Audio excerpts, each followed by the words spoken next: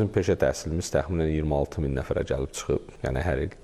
Eyni zamanda bizim orta ixtisas təhsilimiz 15 min nəfərə gəlib çatıb. Yəni biz artıq 100 min nəfərə qədər insanı ixtisas bir peşə əldə, fərq yoxdur bu. Texniki peşədir, orta ixtisas təhsildir, ali təhsildir. Bir peşə ilə, yəni bir diplomla, ixtisasla təhsilini təmin etməyə iqtidarına gəlib çatmışıq.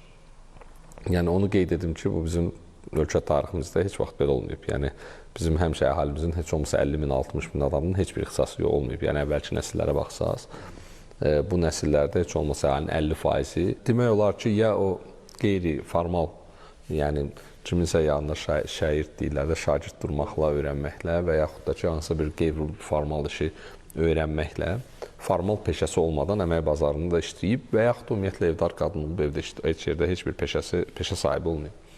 Və hər il bilirsiniz 40 min, 50 min adam heç bir peşəsi olmursa və bir insan 40 il, belə deyək də, orta məktəb bitirdikdən sonra ən az bir 50 il, orta hesabla 60 il pensiya yaşına qədər heç olmasa 40 il hesab eləsək, ya 35 il hesab eləsək, bu həmin rəqəmi, yəni sadladığım 50 min rəqəmini siz vursaz 40-a, bu bir neçə milyon, yəni üzərində 2 milyona yaxın insan edir ki, onların heç bir peşəsi olmur.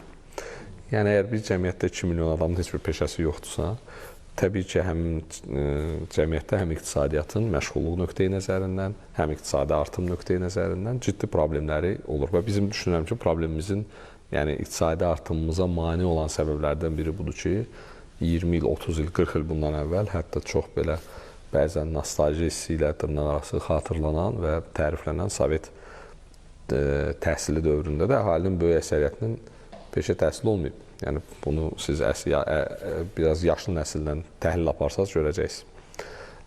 İndiki yaxşı xəbər ondan ibarət ki, ən azı kəmiyyət nöqteyi nəzərindən biz bunu həll eləmişik və davam etmək istəyirik.